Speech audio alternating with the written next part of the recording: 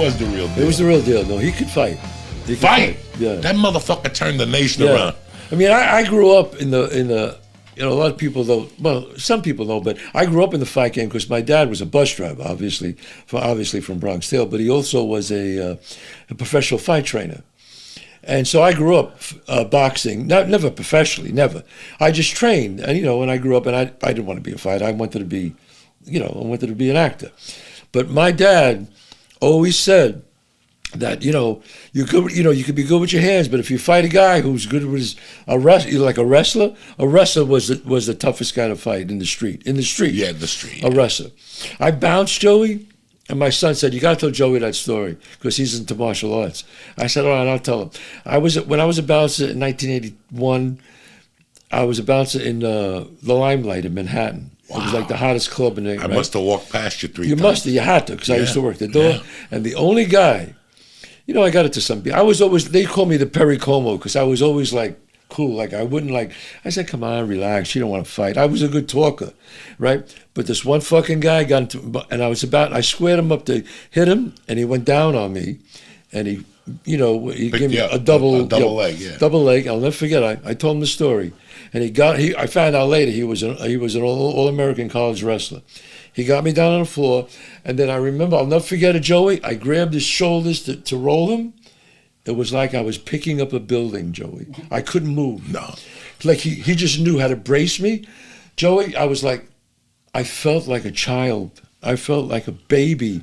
And thank God the cavalry came, my other bouncers, and they got him. But if they didn't come, forget it. I was getting my ass kicked, man. It's crazy the power that a wrestler has. They have a lot of strength because they train in endurance-based. Right. And the years that you keep wrestling, you just get this brute strength that you can't get from weights. Weights can't give you that type of strength. Right. You learn to be heavy. You know, they learn how to be heavy. Yes. It's a tough thing. I didn't like wrestling. At that age, at 15, I didn't want to hug no guys. You know what I'm saying? I wanted to play basketball. Right, but you did jiu-jitsu, right? I did jiu-jitsu. I joined when I was 50. 50? Yeah. Wow. And I go today. You still go? Yeah, the Gracie and Old Bridge, they have an old guy class. Wow. Every day from 12 to 1. An old guy class. There's a guy in there, Charlie. He's a gangster from Staten Island. Really? He's fucking 60. I asked him, "Charlie, what do you do?" He goes, "I sell businesses. I buy and sell businesses." At 60 years old, I bet you better not fuck with this guy. This guy's a black belt in karate all his life. And then he started wanting to get into jiu-jitsu when he was 55. And the other day, me and him were fucking around, having a great time. We're both old timers. And I went to scissor sweep him. So I pulled him into my guard and I put my leg in between him. And I was ready to scissor sweep him. He didn't budge. He didn't fucking budge, guys. Right. All the technique in the world, because you got to put their weight on top of yours. Right. He's a big Italian dude. And I went to sweep him, nothing. It was like pushing against the wall. And the lady told me he was a wrestler.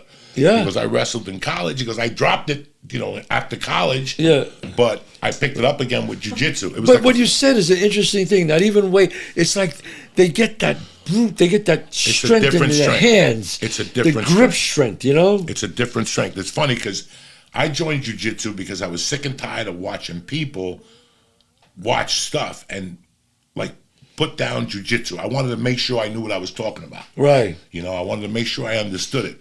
And I went to Vegas with Rogan one time, and that was when McGregor was going to fight Diaz the first time. Right. And I'll never forget that Diaz went like this, and McGregor squinted.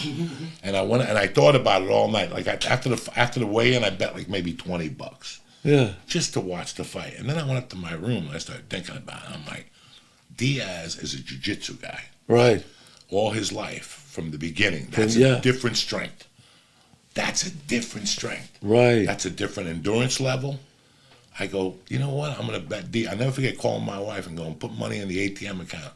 And she's like, "For what? What do you?" I go, "I'll show you." I bet like 1,000 on Diaz. I couldn't believe. He probably got good odds too, right? No, he beat him. I remember that. He beat him. Yeah. He beat him, yeah, because he choked him out. He choked him out because that was the only reason I bet him. I could tell you that's the only reason, because that discipline, you can't can't take that from somebody. He actually, Dante, tell Joey who you wrestled with. No, I can't do that. Yeah.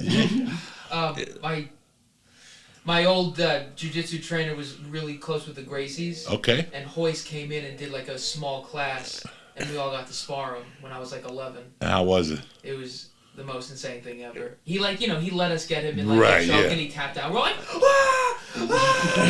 tapped out on Gracie, and he just showed us like some fundamentals. And it was pretty wild to roll with Hoist Gracie. It's crazy. Joey, you remember when they had the tournament? You know, it was like he used to win all the time in the beginning, Hoist Gracie. Hoist Gracie. And then everybody kind of just caught up to him. Yeah. Jiu-jitsu was very special then. Now, you grew up in New York. I grew up in the Bronx. You remember the martial arts thing they did at the Garden every year? No, I don't. They used to have a martial arts thing every year. Aaron Banks, little hippie dude from New York, right? Jewish guy, I think he was. You know, he had a fucking all-day tournament, and it ended with a guy. They shot him with a .22, and he bit the bullet out of the air. And how he would do it was they put a glass in front of him. You can see this on YouTube. This ain't news. You put a glass in front of him. Some little French guy would come out and shoot. It would break the glass, and then he would time the bullet when it hit the glass. No, I don't know. He died. He eventually got shot. But eventually the bullets got because it was a .22. He must have gone for like a fucking 9mm. And he had a special jaw they made, like a and he catched the bullet. He catched the bullet and then spit it on a frying pan because it was hot. And he did it on Wide World of Sports. So like 2 or 3 Saturdays in a row. And what you could do, Mike, put that insert in, like show them whatever. They have it on YouTube. Wow. Wide World of Sports. So well, I remember the Wide World of Sports. Absolutely. So that's the agony of defeat. That guy was going, boom, bang. And they don't have that show on anymore. They don't, no. Which baffles me because it was such a great, everybody was home Saturday at 5. And even if they were playing ping pong, you didn't give a fuck. It was the guy falling from skiing. Right, the guy. You did not want to miss that. You wanted to miss it. That dude falling, breaking his neck and bouncing, the agony of defeat and all that shit. I mean, that guy's got to be, I don't know if he's still alive. No, he got defeated. That is the agony. That's defeat right there. Wow. If he lost an arm, that dude, something. He lost something in that accident. Right. There was bodies bouncing and shit. And they weren't, there was no woke culture. Nobody got pissed off. Wow. That's right. That's it's so weird, a fact that people don't know. I Googled this years ago. Do you motherfuckers know how many famous people came out of the Bronx? Yeah. You'll never count the amount. There's something in the water in the Bronx. If I could do, you know what it is? It's that leftover fucking fried banana juice that they put in the sink. That shit goes right into that Bronx River. You're from the Bronx originally? My mother had a bookmaking operation. She had a Quality Cleaners. It was on Tremont Avenue. Yeah. Up there, I remember I used to go up there. I used to get chased by the Royal Javelins. Right. There was a bunch of street gangs, and I would just go to buy Italian ice on the corner. That was my first real experience with Italian people. On the corner, there was a guy that would make sherbet. Sherbet, yeah. And you put 7-Up in it. Right. Fucking lose. Bronx had shit you never tasted before. They had those candy stores that they'd make you the egg creams. Yeah. And the fucking pizza was to die for.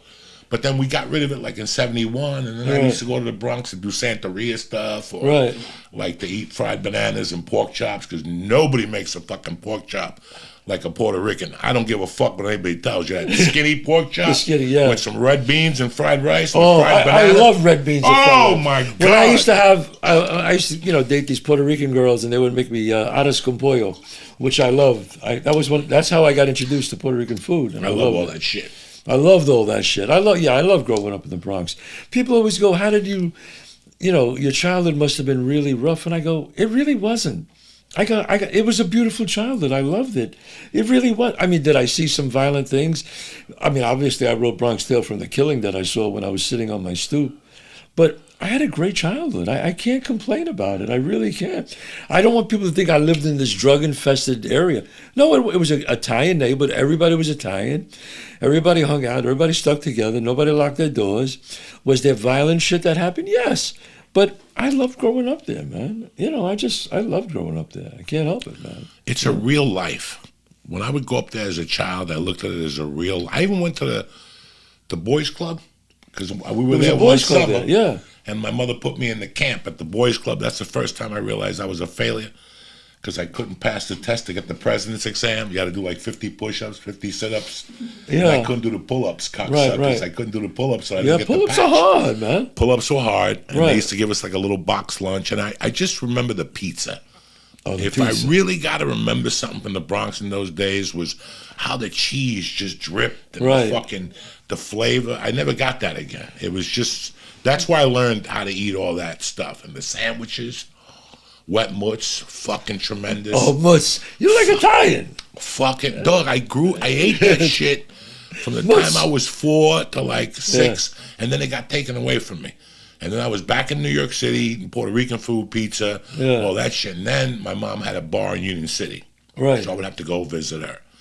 And then finally one day she goes, we're moving to Jersey. I can't take the commute no more. Yeah. So we moved to a town called North Bergen. And what happened in North Bergen in the early 70s, it was the influx from the Italians in Hoboken who were now got like good jobs. They were moving up. It's like moving on up. The Jeffersons moved up to the Brooklyn, right. got a house. You move out of the Brooklyn projects. went to Jersey. Brooklyn You're went right. to Jersey. That's right. Bronx went to Westchester. Yes. Yes. So it was funny that how I never really had Italians around me again to 73. I went back to North Bergen, and I didn't know those Italian people I was raised with were very special. That era of Italian were very special, and I couldn't put my fucking finger on it. What made these, like, we won the states when I was in the 8th grade. My high school won the fucking #1 seed, Wow. and not one kid was over 5'8". The names were Avillo and Rick Really? Capozzi, and there were these little fire plugs, and they ran behind the high school with helmets in 90-degree weather to get better. They brought the Italian work ethic to football, and they became this team. And then I watched the HBO thing on Sinatra, and that's why I put it all together. I always tell people I was raised by Hoboken Italians, because pretty much everybody I hang out with, from the Barones to Messinas, Right. Delanos, they're all from Hoboken. It's said that those Hoboken Italians used to get tortured by the Irish. Yeah. They were not allowed to go up by 9th Street. They weren't allowed to pass 9th Street, the Irish. You can't tell Italian people not to walk past 9th Street. Yeah. So they probably had so much anger. Then Yeah. they moved up to North Bergen, and that anger got passed on to me because I grew up with them. Yeah. But it was and now I had my own anger from being a revolutionary Cuban. I remember Right. in my house, when you walked in, they had a picture of Fidel with blood coming out of his head next to fucking Jesus, you know? Wow. Because the pre-revolutionary Cubans hate Fidel. They were first generation. Right, they hate They got Fidel. their shit taken That's from right, them. that's right. So they would cry. They would fucking go, we're going to kill that motherfucker. So here I had these these Italians that were held back, and here I'm coming from an anti-revolutionary house. It's a perfect fucking combination in heaven. For anger. For anger and throwing things and robbing trains and fucking lighting bowls on fire. Like a lady in our neighborhood had a little bowl in the house with goldfish. Every night we put liquid fire on it and light it on fire. We burned the fucking goldfish. Oh, Every God. morning the chick had fish and chips for breakfast. I mean, it was fucking crazy, you know, and I learned that heart that they had. And even now, I've moved back here now to Jersey, and there's a lot of Staten Island Italians. I've been here 2 years. I've not heard the language of Italian. You haven't? No. Wow. These generations didn't pass that. No, we didn't do down. it. See, my mother, father, they said, hey, Pissed me the we're fuck off. We're Americans now. We don't speak that language. And my mother did the same thing. They My did mother- that to me. My mother also said, outside you got to speak English because you're an American. Right. In here, we're still Cuban. See, my kids, he's learning Italian. My daughter speaks Italian. My wife speaks Italian. All three except me. I'm the only one. I'm the only one. Fucking believe that? You It's didn't take it terrible. in high school, nothing like Yeah, that? but I was terrible in high school. When I went to Bronx Community College, I went to the community college. I started learning. I started applying myself to better myself. Well, when I was in high school, I just wanted to fuck around with girls, fuck around with my friends. It was terrible. And you went to college. What'd you major in? Did you? Drama. Did you? Yes. Oh, I always wanted to be an actor. Okay. Always, even when I was like 10, 11. 10, 11 years old, because I saw, I remember my mother used to take me to the movies, and I saw Marlon Brando, and, a few years after it came out, I saw it on TV. My mother showed me Marlon Brando on the Waterfront, which was my best movie of all time, for me. And I just always wanted to be an actor. I just always wanted to be an actor. And I wanted to write. I used to write poetry back then. I wrote lyrics for songs. And I knew what I wanted to do, and that was it. And you were part of musician also. I was a singer in the band. I wasn't a musician. No, Okay. no. But I would write lyrics. I had a hit song on the R&B charts. Went to number 28. A group called the song was Meet the Beat. I can't remember the group. They did, all black group that did it. I just can't remember them. But for RSO Records. But it went to 28. Didn't make any money. I got fucked out of it, but that's all right. Back then they just said, yeah, give him a fucking cheese sandwich, And so I didn't do that. But no, but I enjoyed writing. I always wrote. I always write short stories and things. And then obviously what happened was when I couldn't make it anymore, but everybody knows the story. I wrote Bronx Tale, and my career just took off. It just exploded, It just fucking exploded. Did you see it coming? No. I wrote Bronx Tale to get an agent. I had to get an agent. No, not at all. No. I just said I got to get noticed. I got fired. I was working at this fucking club bouncing because I ran out of money. I guess when I got to LA, I hit it. I mean, I got hot for about a year and a half. Hill Street Blues, Dallas. I did a bunch of shows. I did a TV movie. And then I ran out of money. I started running out of money again. And finally, I was working at a door, and this guy comes over to me, and he really snobby motherfucker. He treated me like, he goes, come on, don't you know who I am? And when I work a door, and you tell me, don't you know who I am? That's like the kiss of fucking death. I said, yeah, you're the guy who's not getting in tonight. That's who. And he goes, you'll be fired in 15 minutes. And I said, fuck you, I'll be fired. 15 minutes later, the owner comes out because he was making who was it? Swifty Lazar. Swifty Lazar was the biggest agent in the world. And I just told him he can't come into his own party. It was his party. That's why he wanted to get in there.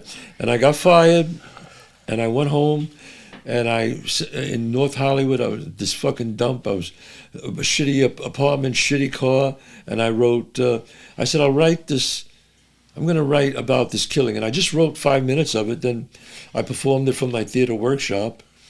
And then everybody loved it. And then I would write during the week, and I would perform it on Monday. And people would comment. People would say what they liked, what they didn't like. And I recorded it all on cassettes. And it was great, Joey, because I had a lot of feedback from a lot of people. I was all right, this works, that works, this doesn't work. And after a year, I had this 90 minutes of a one-man show. Then my friend lent me money, and my fucking career just busted. Like I literally went from, I had credits as an actor, Broadway credits, but and nobody knew me. And then I just, boom, starring at the movies with, Robert De Niro. And it was pretty crazy, man. But it was like the legend story. I turned it down. They offered me $250,000. I said, no, I want to play Sonny. I want to write the screenplay. They said, no, fuck, not happening. I said, all right, forget it. Then they offered me $500. I said no. Then they offered me $1 million. I had $200 in the bank. Swear my mother and father. And I said, I want to play Sonny. I want to write the screenplay. And the guy said to me, we can't make this money. We can't make this movie with you, Chazz, because Pacino wanted to do it, they all wanted to do it. And I said no. And then finally, 2 weeks later, I did the show. Did you ever see the one-man show? No. No, you got to come and see it. See it. I did it, and I got off the stage, and the guy walks over to me, and he says, hey, Robert De Niro's in your dressing room. You just saw the show. And I said, Robert De Niro? He goes, yeah. I went in the dressing room. There was Bob De Niro. And he said, man, it was a fucking one-man. He goes, you did a movie on stage. He goes, that's amazing. I said, oh, thanks, Bob. He goes, look, if you fucking sell this thing eventually, they're going to come to me anyway. So he goes, let me tell you how I feel. He goes, you should play Sonny. You should write the screenplay because it's your life, and it'll be honest. He goes, I'll play your father, and I'll direct it. And if you shake my hand, that's the way it'll be. I shook his hand, and that was it, man. Boom. I took off. What are the fucking odds of that, right? So, but it was pretty incredible. It was pretty amazing. And that's what happened. I still remember walking out of that movie. I was just getting into comedy. I got into comedy in 91. And you're searching. The first year you're imitating Dice Clay. Yeah, it's You're true. imitating Kennison. I'm not stealing their jokes. Right. I'm using their character. Right. You're just trying to feel your world. Right. I'm doing Kennison one week. I'm doing Dice the other week. You're doing Eddie Murphy one week. Yeah. I went back to Pryor, that style of, Sure. talking about drugs. One week you're talking about pussy. And I used to wear a suit like Lenny Clark. You're trying to find your voice. You have to find. It takes about 2 years to find your voice. So true. And I come to New York. I'm out of money in Boulder. I'm divorced. I'm out. I mean, I'm just out. And I call my brother, come to Sea Caucus, stay here, and I start hustling in the city. And it's I start doing spots in the city, and I'm getting spots. I'm okay, And one night I had nothing to do, and I went to Guttenberg to the fucking Galaxy building there on a Saturday night, and I walked in to see your movie. God's honest truth. Yeah. When did that movie come out? 93 or 94. I saw it in like 93. Yeah. It had to be 93, August, Yeah, September. around there. Because I left New York in October. Because by watching your movie, it gave me a plan. First of all, between me and you, I was going to shoot you. Because I felt you stole my idea. Because my mother died and I got raised by Italians, so somewhere in Do you know how many people have said that to me? You know how many people said I had comics say to me, what was that comic's name? I think he passed away recently. He said, you stole my fucking act. You stole my fucking act. Big Petey, Louie, Petey, Fat Joey. Oh, Dom Herrera used to say. No, it wasn't Dom. It wasn't Dom because I love Dom. He's great. I can't think of the guy's name. But he told people, you tell that guy I'm suing that motherfucker. And I said, you know what? Fucking sue me. Leave me alone. I mean, every Italian neighborhood, there was always a fat guy, a small guy, a big guy. You know what I mean? Everybody thinks, Steven Spielberg said one thing. I'll never forget it. He said, success, he goes, failure, he goes, success has one father. Failure is an orphan. When every movie he ever said he made, somebody fucking... they stole your idea, so you just deal with that. You go, all right, yeah, fucking sue me, whatever you want. But I didn't. In my mind, I wasn't going to sue you. I just left going. This is the story I got to tell.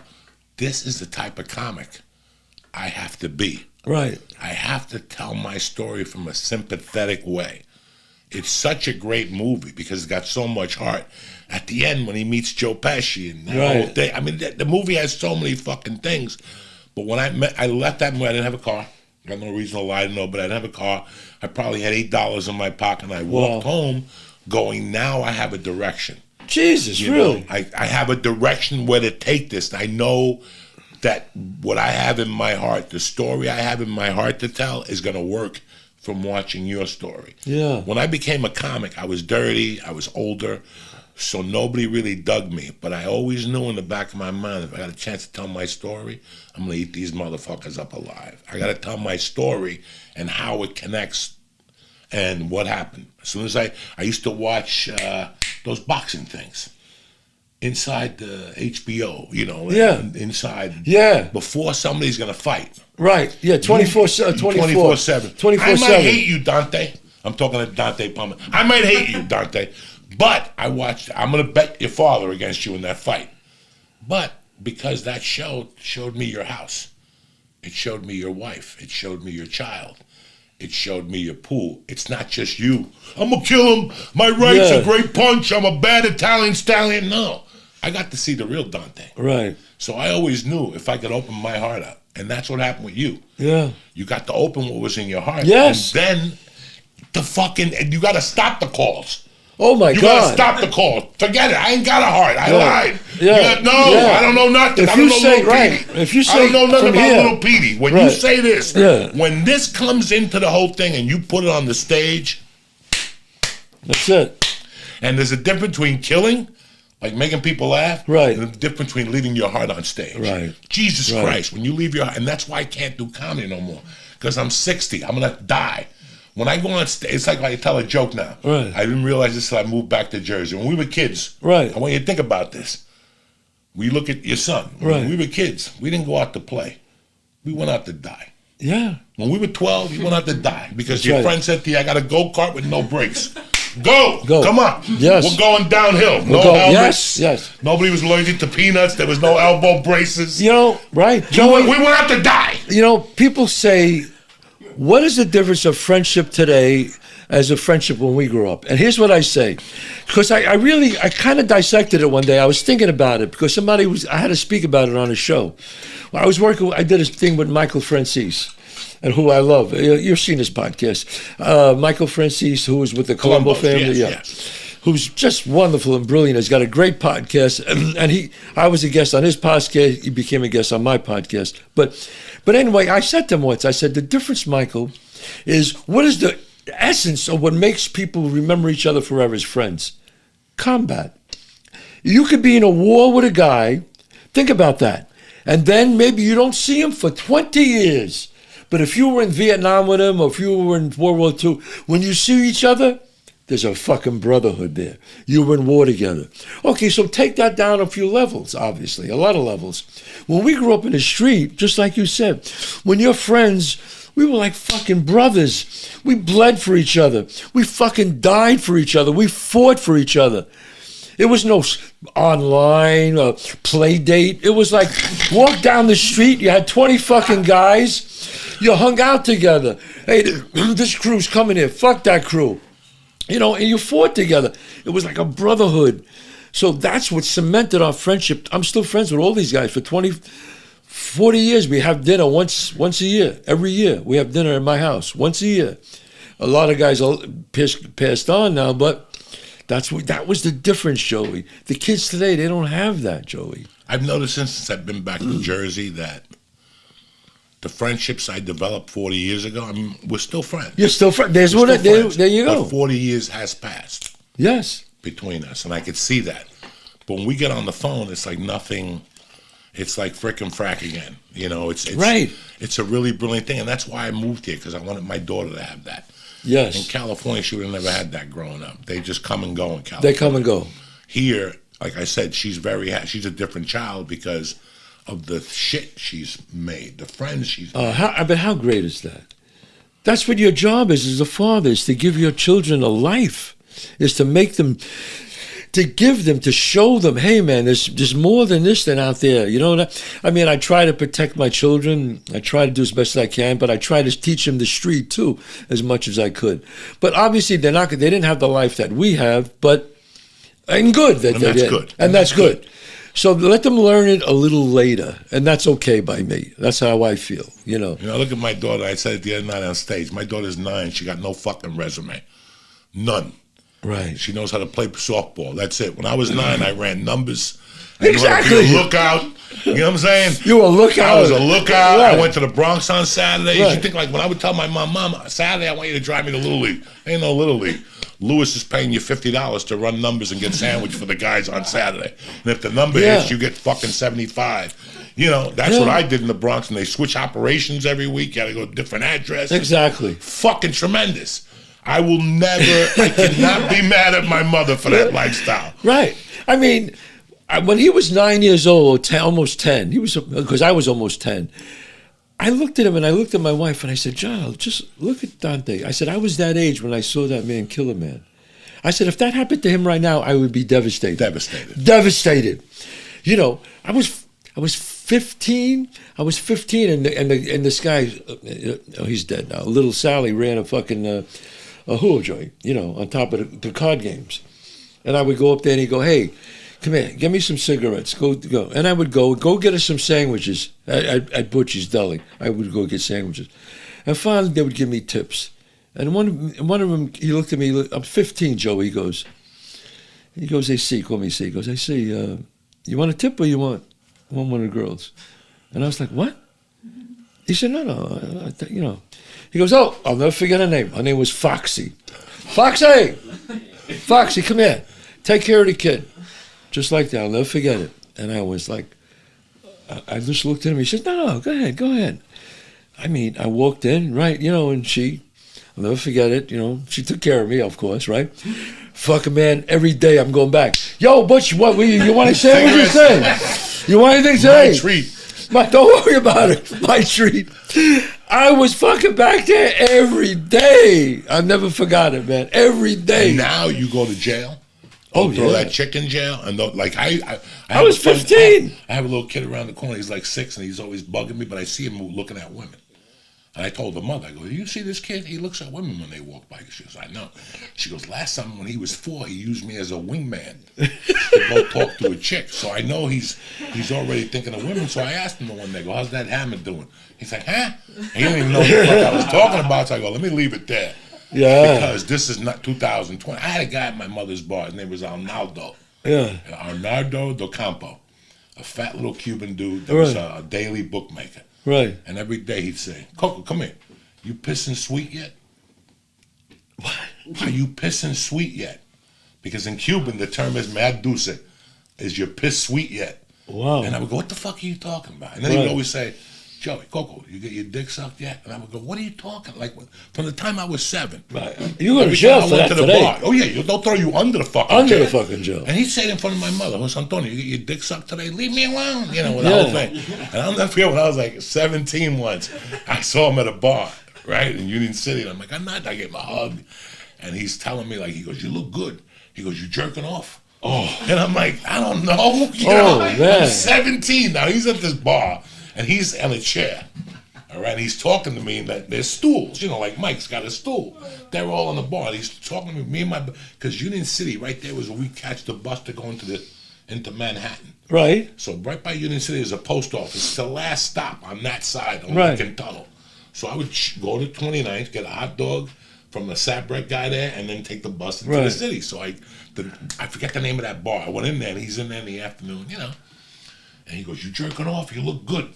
He goes, you gotta jerk off. He goes, I'm married 30 years, I jerk off every day. And he was sitting in a chair like this. And he goes, I go home at night, I wait for my wife to take a shower, and when she's in there, I start fucking, and he's doing this, like he's living, he's going, and he's just, he ain't jerking off, but he's going through the noises. He's going, God. And he goes, and I switch hands, and then I do a cappuccino, and then when I come, he goes, bah! And he just jumped backwards. The chair went down, and he's like, bah, bah, bah, bah. That's the explosion between his legs. I'm like, what the fuck are you talking about? And then when I was 13, I was swapping spit with a girl in my room. And my mother, Cuban mother, would say, Jose Antonio, you gotta leave the fucking door open. You gotta leave the door. And you know, when you're 13, you try to crack it. You try to, but the door is fucking open. There's an inch, I mean open. I want air to blow in. You know, my mom was one of those. So she came home one day with Arnaldo and my stepfather. They were gonna barbecue, and I'm in the bedroom with him. So I go, shut up.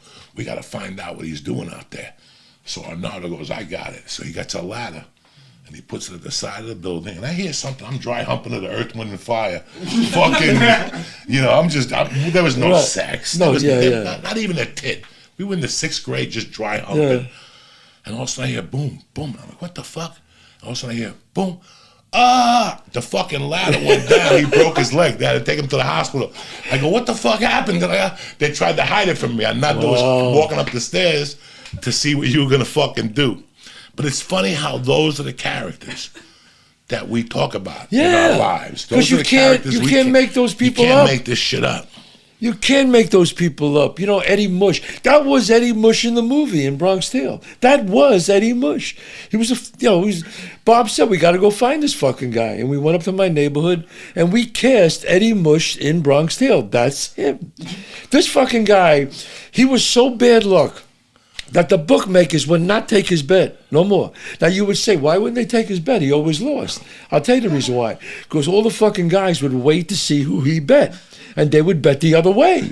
So he was killing the fucking bookmakers. They said, Eddie, we can't take your fucking action no more. This is how bad this fucking guy was. Now is Mush passed? Mush passed. Okay. Tell them about the horses. Now hold on 1 second. If we get another Bronx Tale 2, Mush is going to be Lee. You know that motherfucker called me the other night. He's like, God damn it. Out of nowhere. He calls me like at 8 o'clock. God damn it. God damn it. I'm like, Lee, what? He goes, you motherfucker. He goes, I would have bet the Celtics tonight, but you always tell me I'm Mush, so I bet the Sixers. Oh, you told him that? No, since we saw the movie, we've been calling him Mush. Oh, God. Lee Syatt is the original. I don't even want to, when there's a UFC, I don't even want him on my phone call. Yeah. Because that wire is bad luck. I don't even want him on the wire. Oh, yeah. That was like that. He was I would not talk to him before I put a bet in. I don't even want to hear his bets. Because they're going to fuck my thinking up. If he would tell me, I'm like, the Celtics tonight, that's it. I'm not even going on DraftKings. Mush was so bad. He always tells a story, and it's a true story. You say, nah, come on, Chazz. You're exaggerating. He had 2 horses that finished first that he bet. One, jockey fell off 10 yards before the fucking finish line. So you're disqualified. Once you fall off, because he got hit, jockey fell off the horse. The other one was trotters. Yonkers trot. Horse gets a fucking heart attack and dies halfway around. And you would say, bullshit. Bullshit. I'll tell you another, okay? When Mush died, a friend of Our Lady of Mount Carmel Church, okay? When he came out, people went to the funeral. When he came out, they carried the fucking coffin. They put the coffin in the hearse. Joey, a fucking flat on the hearse. So now they can't, jack it up. But thank God it was Joe Body Funeral Parlor. They had another hearse. They had to come there, bring that one. They took the hearse. Everybody in the front of the church is going, you fucking believe this? Even in death. And on his tombstone it says, Eddie Mush Montanero, the original Bronx Tale. You know what? I love doing it for him because he made the guy famous, and he did. And these guys made us famous. Yes, they did. Talking about him. Fucking Mush. By us fucking talking. I have a friend that I grew up with. He's passed. Buck Wild, Italian kid, Darren Rago, 5'6", 200 pounds, bodybuilder. Yeah. He came to my house one day. He goes, "Can I tell you a secret?" I go, "Yeah." He goes, "Hold on 1 second." He starts doing push-ups. "Why are you doing push-ups?" He takes his shirt off. He goes, "I'm on steroids in high school." So this went on for years. And then, his mother died and everything got a little fucked up. And he got fucked up with the drugs. So one night I'm talking to a buddy of mine, Mikey Askeles, and he goes, "I got to tell you Darren's story." I go, "What?" He goes, "Darren came to Hoboken. He was working at this club called Shooter's Galleria." Yeah. He goes, "Darren came down. All of a sudden the buzzer went off like an alarm." He goes, "I see Darren, but I don't think, I go, "Darren, how you doing?" And he goes, "I see Darren." He goes, "I forget all about Darren. There's an alarm. Something's going on in the building, like a fight or something." So he goes, "People are running around. I don't know what happened." He goes, "Darren comes over, no shirt on, in a disco, in a club, and he gives him a 20, but it's ripped." He goes, "Darren," he goes, "Mike, give me a drink." He goes, "Darren, the 20's ripped." "How's that ripped?" He goes, "Just give me a fucking drink. We grew up together." Mike gives him a drink. He goes, he took the 20, and he asked him for Scotch tape. He goes, "You got any Scotch tape?" Mike goes, "I'll get it. Come back in 10 minutes. He goes, within 10 minutes, guess who comes down? The bathroom attendant. He's bleeding from everywhere. Darren jacked him up in the bathroom for coke money. The reason why the bills were ripped, because the guy was holding on to his money, and Darren ripped the fucking money from him. Those people, they don't make them no more. They don't make them no more. They don't want to make those characters people like that. There was this fucking legendary story in my neighborhood. This guy, Mike, he was a tough guy, tattoos all over him. But this is, early 60s. And they said, we heard that Mike is gay. I said, "No, get the fuck out of here." They said, "I'm telling you, this guy's hanging around. People, the neighborhood's talking about Mike's gay." I said, "No." I said, "Are you sure?" And everybody starts talking about it. So I'm on Fordham Road once, and I got to get up to Alexander's, where Alexander's was. I'm waiting for the bus. And it's raining like crazy, and a car pulls up in a green 61 Mustang. I'll never forget it. And he goes, "Yo, Chazz, come on in." He goes, I'll give you a lift. "Where you going?" I said, "I'm going up to Alexander's on Fordham Road." He goes, "Come on, I'll give you a lift. It's pouring." In my mind, I'm going, "Yeah, no, it's all right. I know the guy from the neighborhood." So I get in the fucking car. He's older than me. So we're driving up, and he goes, "Fuck, man, you hear that?" I go, "Hear what?" He goes, "Something's with the car." So he pulls over, and he pulls over by the Botanical Gardens. He pulls over on a side street. Now, in my mind, I'm going, nah, can't be, right? So he gets out of the fucking car, opens up the fucking hood, and he's standing there with his hand on the hood like this, looking down at the engine. I wait 1 minute, 2 minutes, 3 minutes. I go, "What the fuck's he doing?" So I get out of the car. I go, "Hey, Mike, what's going on?" He goes, "Could I blow you?" I went, "What?" He goes, "Could I blow?" I said, "What the fuck?" I said, "Are you fucking crazy?" And this was a tough fucking guy. I said, I said, "What the fuck I'm going to do?" I said, "This guy might kick my fucking ass and force me." So I said, "Hey, pal, take me the fuck home." I said, "No, just get." He goes, "Oh, I swear to God, I'm sorry. Don't tell anybody. Don't tell anybody." He goes, "Just get back in the car. I'll drop you off up there." I get back in the car. He goes, "Listen, don't just tell anybody." I said, "All right." I couldn't write this. I'm getting out of the car, right? He goes, "Chazz, please don't tell nobody." I said, "I won't." He goes, "I'm sorry, man." He goes, "There's only two things I like to do in this world, fight and suck." I said, "All right, Mike. Well, listen, man, I appreciate that. Thanks for telling me that. I got out of the fucking car. I couldn't write a scene like that. What are the fucking odds that? And he was a tough guy, but he was gay. He was, but nobody would say nothing because I said I ain't telling nobody, and I didn't until finally it came out. Everybody knew that. Oh my God! Since you said something before, I want to ask you to see what you're hearing because I just caught the tail end of it. What is going on? Yeah. With Mikey Franchise and Sammy. With his what? What's going on with Mikey Franchise and Sammy? And Salmon. No, I don't. Sammy. Oh, Sammy. They're at war. Yeah. Something happened. I don't know what happened. I don't know what happened, but I did this thing with him. But I wasn't, obviously, I wasn't in the middle when they were there. But I heard they just had some bad words with each other. I don't know. I don't know what happened because I wasn't there when they filmed it. But I don't know. I really don't know. Yeah, it's not good. It's been on a lot. They've been fighting. I don't know what it's about. I just saw a clip that Sammy said, and that was it. Sammy's doing a good job with the podcast. Yeah. I know he would. He's a good storyteller. Yeah, he is a good. His book was It's real is real. Yeah, he's real. He's a real dude. So I'm happy that he's doing a podcast. I think he's shooting a movie. Yeah, I think if I had to guess, and this is truly a guess, I think there's some animosity between them because Sammy feels like he's a gangster, and Michael was a racketeer. Where it was a difference, where Michael, so I think there's some resentment there. I could be wrong, so I really don't know really what happened. But I don't know Sammy. I never met Sammy, but I know Michael really well. In fact, him and I are going to do a podcast together, our own podcast, aside from my own. But he's just a fucking great guy. I love the guy, and I think he's a stand-up guy, man. He really is, man. And he's a great storyteller. Great storyteller and real smart. And, he's really like a guy who gives his heart. He's a born-again Christian, comes from a great family. Like you said, 24/7, you see a man, how he operates, how he lives. And I see how he lives. He talks the talk, but he walks the walk, man, this guy.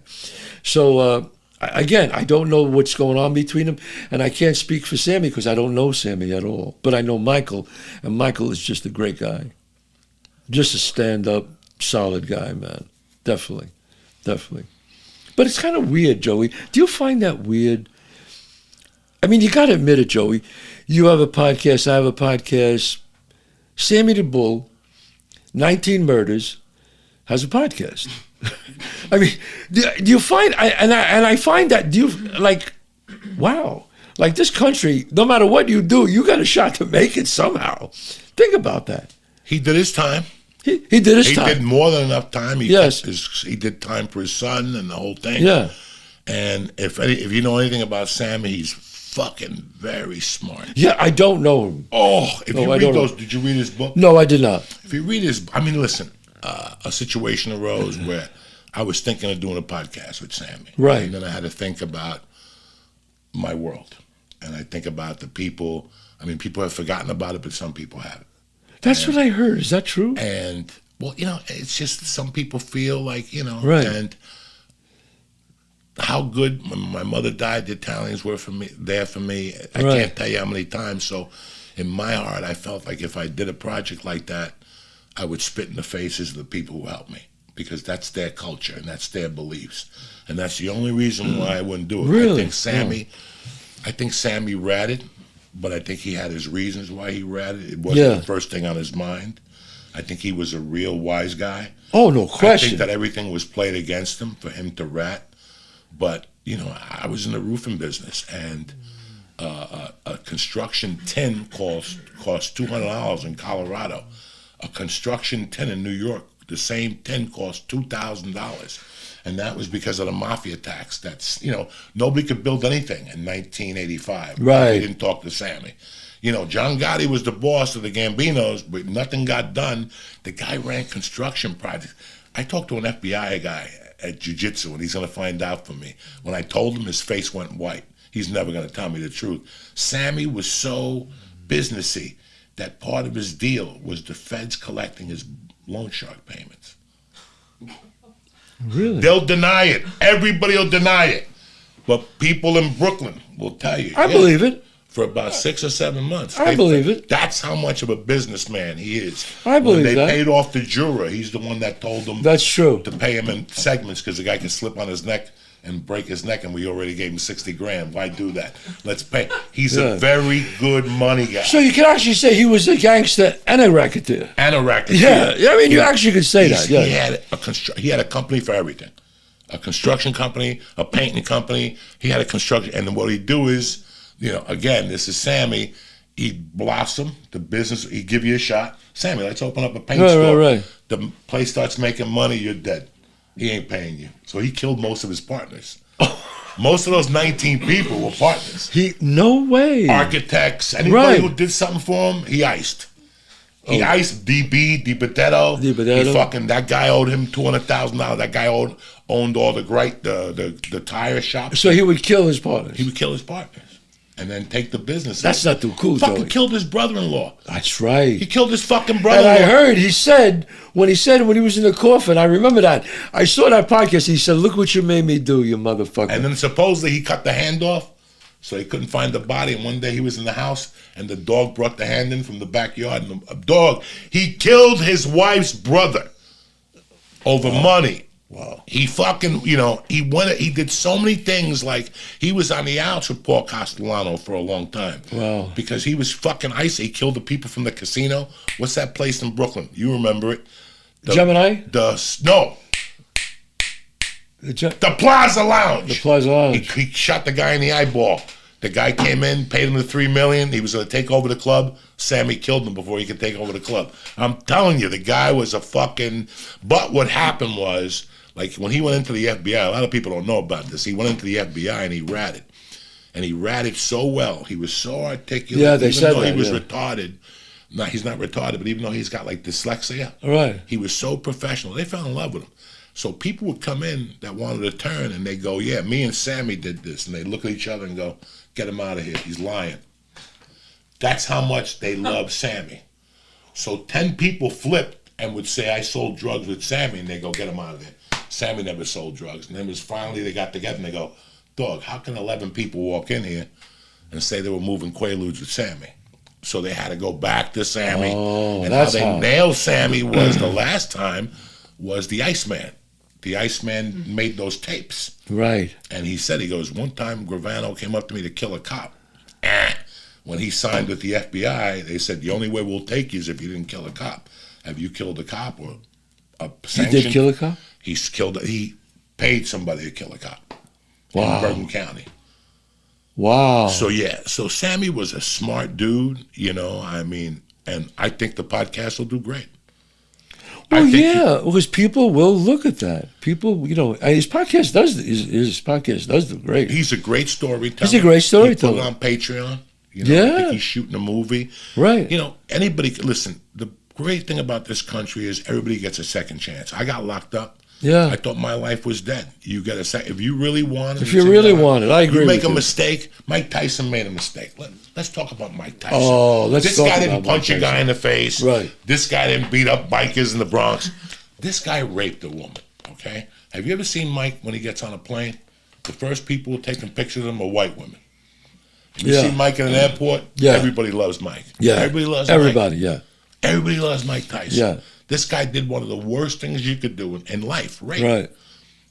We live in a country. He came back. You have to come back, what's that expression? Your arm and your fucking, be humble. And, Michael Vick, kind of. They're still mad. Kind of. He fucked with white people's main thing. Dogs. You don't do that. Don't do that. But Mike Tyson came to see my one-man show, Joey, and he cried. I believe it. Chuck Zito brought him. Yeah, I believe it. He cried. And he brought him again. And he came over to me. And one thing I got to say about Mike, and I met Mike a bunch of times. And he said to me, you really inspired me to do that, to do a one-person show. And nobody said this to me. A lot of people have said that when they saw my show. They say, you inspired me to do it. Nobody ever fucking does it. They say it. Nobody ever does. One of the hardest things in the world is to write a one-man show. Yes, you know that. All of a sudden, I hear he's doing it. He goes on fucking Broadway. Spike Lee's directing it. I see the show. It's fucking great. And I said to him, I always told him, I said, let me tell you something, Mike Tyson. You fucking did it. I respect you more for that than even all your fights, because nobody could fucking do what you did. He said he was going to do it. He wrote it. He put his heart out there. Videos, custom audio, all his life. It was fucking great. It was great. And he did a great job, man. And he did it. I respect the guy. I love him to death. Yeah. He's a great guy. I like the guy a lot, and man. this country's good with that. Like now that they've implemented cancel culture. Right. And I don't even respect it. You know, you have Mike Tyson. He went in front of a judge. Right. A judge sentenced him. I went in front of a judge. He sentenced me. Right. Who the fuck are you to sentence me? Who the fuck are you to sentence me? Right. You can't judge me. When the fuck? And the people that are doing it are people that are saying they're woke. So Right. you're woke, but you don't believe in a second chance. I believe in a second chance. You got to take no everything question. from a guy and make him Right. embarrassed because you say a girl 12 years ago. Now I sympathize for her. I have a daughter. I understand. Absolutely. But you can't come back from 20 fucking years ago. There's a different time. We don't know what's going on. Well, Chris Knott walked into a restaurant. He grabbed my ass. He was Chris Knott, bitch. He was on Sex and the City. I'm sure you didn't smile at him or nothing. But why would you... See, what bothers me is I don't like you come back 15, 20 years ago. Can't. I mean, because I think about when I was single. Okay, I didn't do anything like that. But when you're a single guy, you come on to a girl. As long as you do it like a gentleman. Well, he was inappropriate what he said.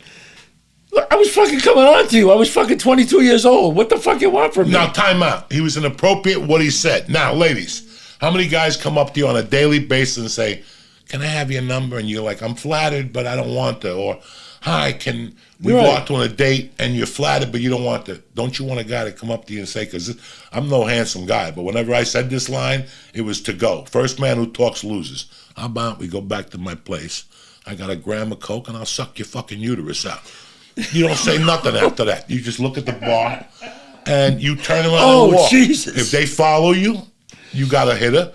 If they don't follow you, everybody goes their own way. I had a friend, an Italian kid with blue eyes. Yeah. Guy got more pussy than anybody. I saw him when he was 17 pick up a girl on the beach and take her under the boardwalk, and they came back holding hands, whistling, and they fucked in 69 under the seaside boardwalk.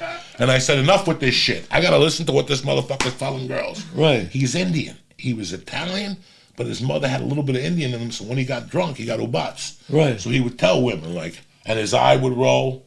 He would, I'm going to fucking suck every pubic hair out of your pussy. Girls want to hear that. They don't want to hear that I'm going to take you to dinner. I have insurance. I got a 401k. Oh, God. You don't want to hear that. You want to hear, you're going to suck my asshole till you smell my liver. That's what they want. I'm going to smell your fucking, I'm going to put my asshole right in my nose in your asshole. I'm going to smell your liver. You tell that to a chick, she'll look at you, and at first it's like, this sexual harassment, but sounds like fun. It sounds like fun. This sounds like fucking Disneyland here.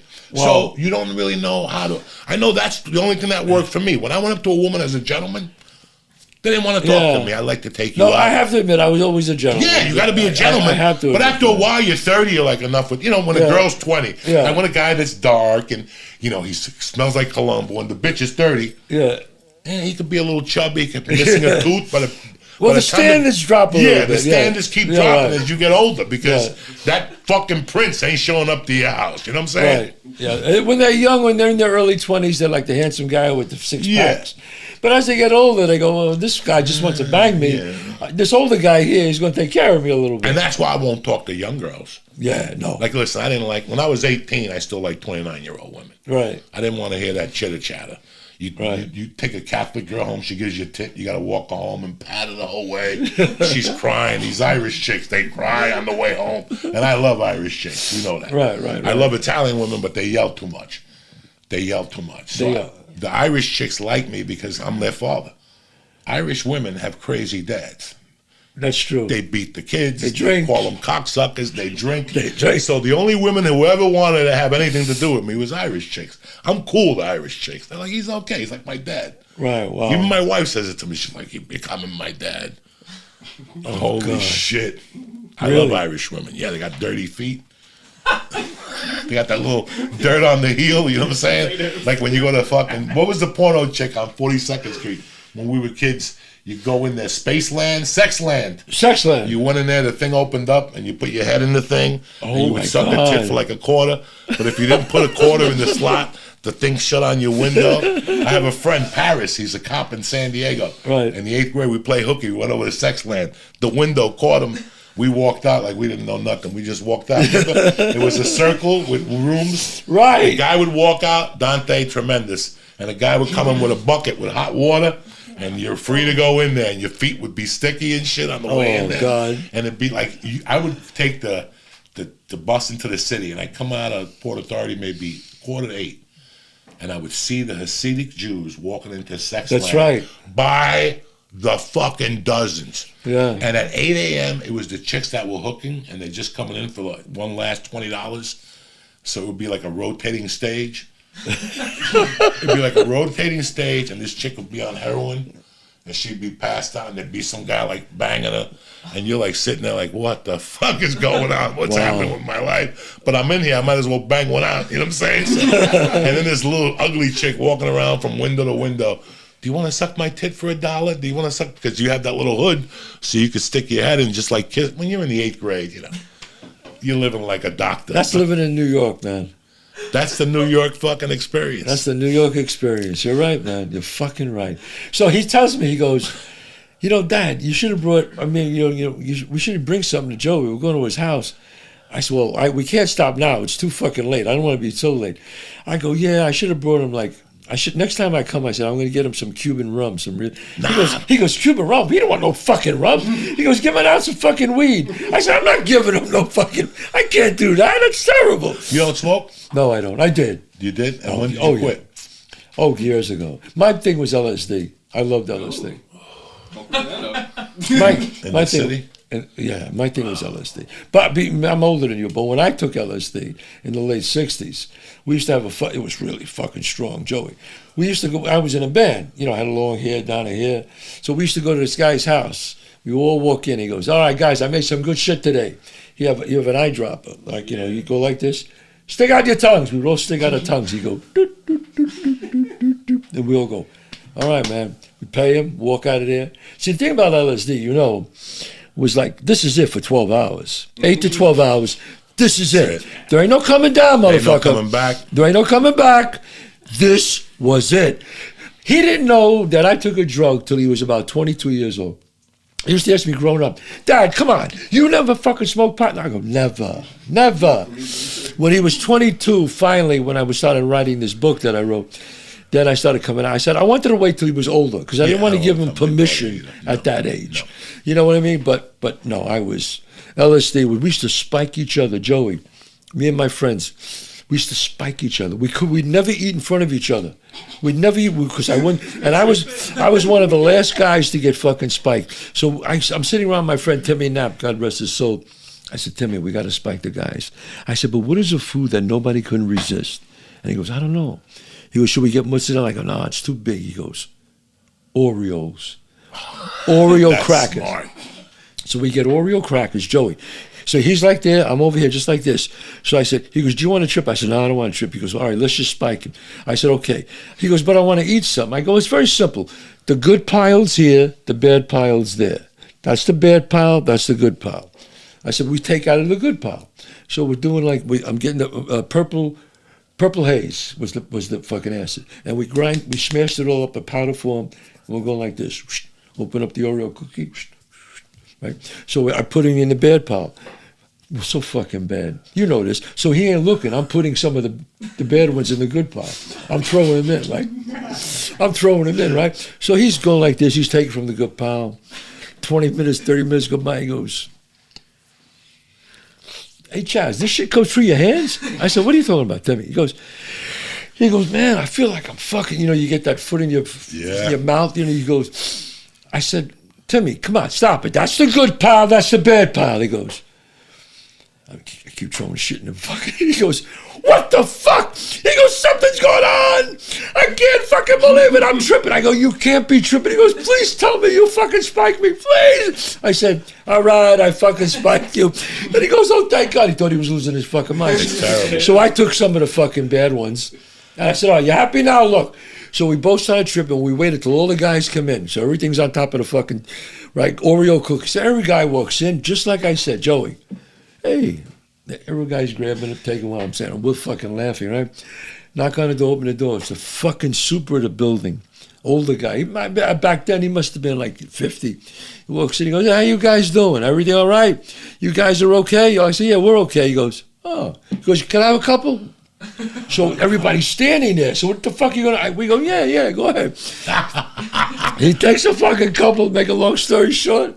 We're like, holy shit, fucking Bill Bailey. His name was Bill Bailey. Bill Bailey took the fucking Oreos. All of a sudden, by the night, we told everybody, they're all fucking laughing. They're pissed off at us, but we're all laughing. We find out that Bill Bailey was power walking by the Bronx Zoo. He was walking like this. I mean, but my thing was LSD. We used to take that, man. I love that shit. I got 3 hits in the draw. No, yeah, no, I couldn't. Joey, they would have to take me to the hospital right now. No, if I ever took it now, seriously, I can't do it, Joey. We'll take 3 hits and we'll have your son drive. We'll go all around. Joey, we'll go down the shore. We'll go down to Point Pleasant, jump up and down. I would say take me to the fucking hospital because shoot me up with Dorazine and just let me fucking rest. Let me tell you something. If you took this, you'd be disappointed. Yeah, it's not what we were getting. Oh, it's 3 hours. 3 hours. Oh, this was 12, 8 to 12. This is 3 hours, maybe a 2-hour lapse afterward where you see like a streak or something. You know what I'm saying? You feel something scratching your neck, but it's not what we were getting. They don't have it. I used to look in the mirror. I used to look in the mirror. Oh, yeah, and everything melts. Everything melts. I used to go, that's right. I used to grab my nose and it was like right off my face, my eyes. I remember sitting in a chair. I remember when I went to this party once. It was like 9 o'clock at night. I'm sitting in a chair. The time was right there. It was at 9 o'clock. I went, oh, fuck, 9 o'clock. All right, man, come on. We got to go. Have a great party. I look up. I see the ceiling going like this. Fucking breathing. And I went, yeah, man, that's cool. All of a sudden, I look down. And all of a sudden, I turn back and look at the clock. It's fucking 2 in the morning. I said, how the fuck did that happen? 4 hours fly. They fly. Hours fly. The ceilings where the things would fall from? Yeah.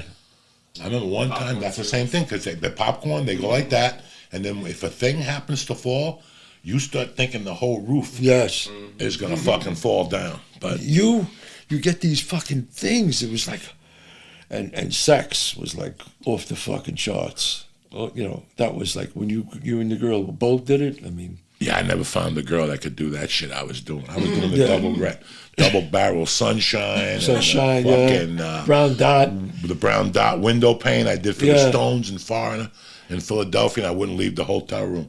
I was like the kid in Apocalypse Now. I don't want to go. I don't want to go. And they're like, you gotta go. It's gonna be okay. Yeah. No, but that shit was. It's good shit. I like it. Yeah, I won't forget that. How about mushrooms? Never did mushrooms. Give me diarrhea. Never did mushrooms. They give me diarrhea. I couldn't do mushrooms. I just never did it. And the pot today is too fucking strong. And the pot today is strong. Too strong. Really? Violently strong. Stronger than what we had. Yeah, we were smoking Mexican Gold, Red, 18. No, Black Dungy, maybe 14%. This shit now is 37, 40. Really?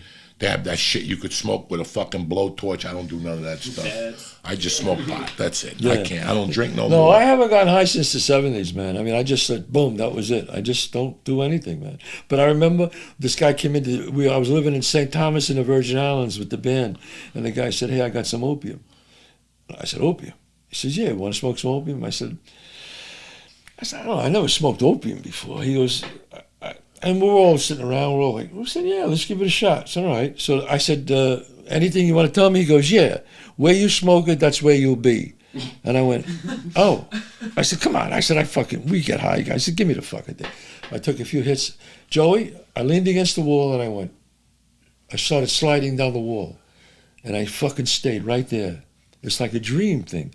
That's why they have opium dens. I didn't realize that. He explained to me they have dreams where you just like, you go into you just dream, you smoke. I did it once and that was it. I could never do it again. I couldn't, it scared me because LSD didn't scare me, this fucking scared me. That shit scares you. And once you start getting older, you're like, I can't. I don't want to even do that shit. Yeah, no, I can't. I would love to go to a Chinese thing and smoke opium and eat egg rolls and shit, but that time passed. You know what I'm saying? Yeah, no, I couldn't. I just, and especially now, I have this thing about wasted talent. I try to tell the, I have this thing about telling the kids, I say, look, I got high and I did it. I understand, but, you gotta, after a while, you gotta just get your shit together, man. And so that's what happened. I got my shit together and everything worked out from there. But, dog, this has been an honor having you on here. Thank you, Joey. Like I said, Bronx Tale woke me up. Wow. And it gave me a direction. Now I knew what I wanted to do. I am so fucking flattered that you, I didn't know that. I never knew that. But when I hear people say about Bronx Tale, I hope you get a chance one day to come and see it. I am. I think I'm going to go to September 10th. Yeah. You got a show in Pittsburgh. In Jersey. Is it Pennsylvania? No, Pennsylvania. Yeah. Pennsylvania. If you just go to chazzpalminteri.net, everything is up. My schedule is and on my there. niece saw you at the St. George Theater. Oh, she came? Yeah. Oh, not fuck. the one in Red Bank, the same. Because when she came to me and she goes, I went to see Chazz, fucking tremendous. I go, what are you telling me? Oh, anytime you want to come, you gotta let I'll me let you know. I love you to have you come. I'm gonna give a shout out to my buddy Dante, looking good. Yeah. Nice Italian smiles. He looks like something out of fucking GQ magazine. He does. He does. Very handsome. And I always tell people, my son is an actor, singer, songwriter. Go to DantePalminteri.com. You read all about, you hear all about him. And I'm happy he came today. I love you, cocksuckers. Thank you for supporting. I'll be back Wednesday. Don't forget to follow the man of the hour, Chazz P. I love you. See you Monday.